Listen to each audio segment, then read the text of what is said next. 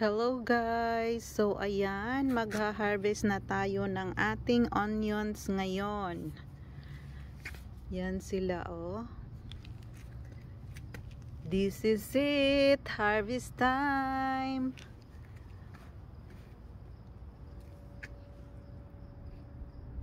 Maliliit pa yung iba. Pero marami din yung mga malalaki na. So ayan. Harvest na tayo guys ng ating onions na napakarami. Hello guys! So ayan, mag-harvest na tayo ng ating onions. Ito po ay after 90 days na itinanim namin siya mula sa seedlings. So ayan, harvest time na guys. At ayan, napaka-organic po ng mga onions natin. Super big pa rin siya. Ayan oh. Yan.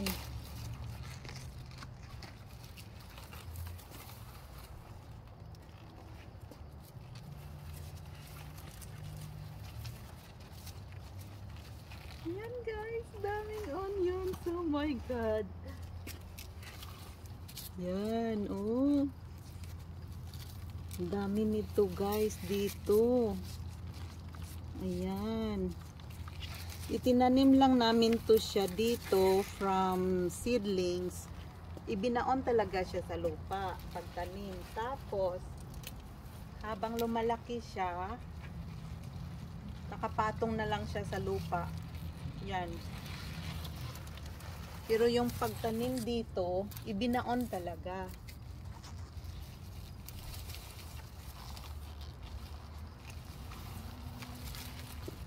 Marami kasing nagtatanong bakit daw nakapatong siya. Actually, ibinaon ko to siya pagtanim. Pero habang lumalaki siya, umaakyat siya pataas hanggang nakapatong na lang. Ayan o. Tapos may ibot pa. Ayan. At mayroong red tayo. Ayan o. Oh. Ito naman yung red.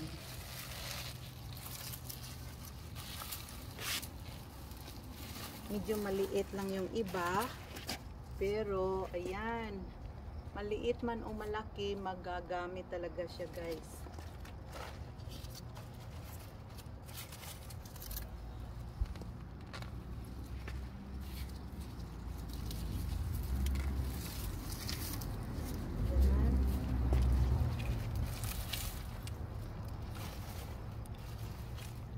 Yan guys, oh. Red naman to. Nag-mix kasi to dito. May red, may yellow, at saka may white. Naglagay lang ako ng fertilizer noong maliit pa sila.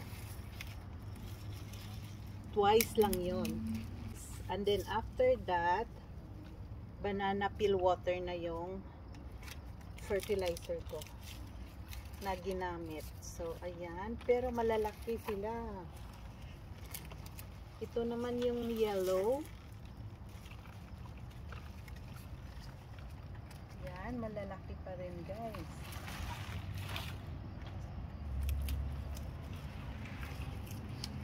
Oh.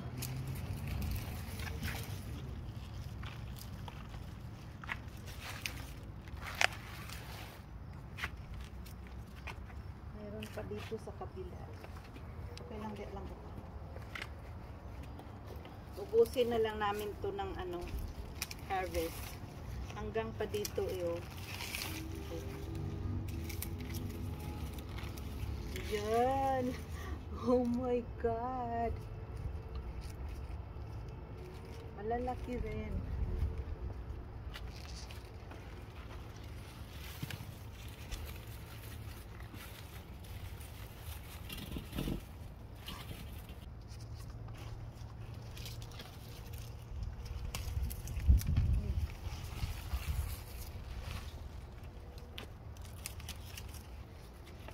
I-harvest na natin lahat.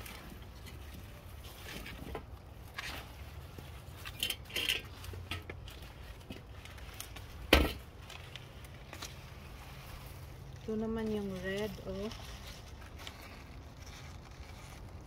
Tama na rin siya.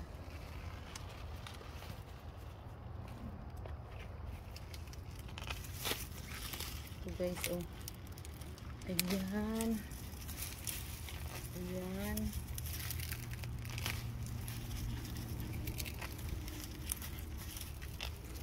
Ayan.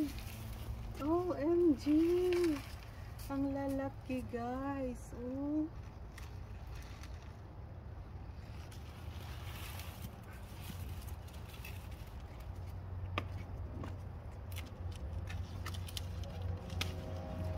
Dami talaga ba? Dami nang natanim ko. My God. Kailangan na siyang harvestin lahat eh. Oh. Yan oh.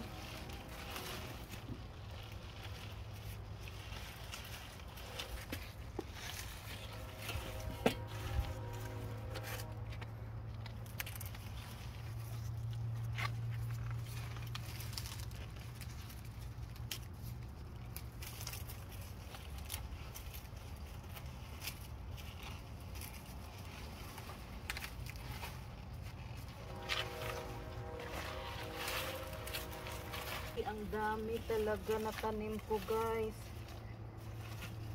Hindi pa kami naka-half. Dami pala talaga.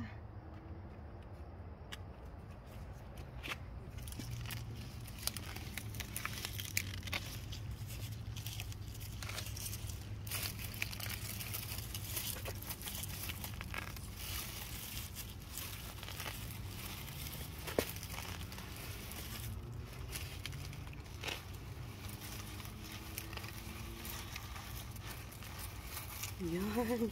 Oh my God. Ang dami. May part 2 nito guys. Please watch.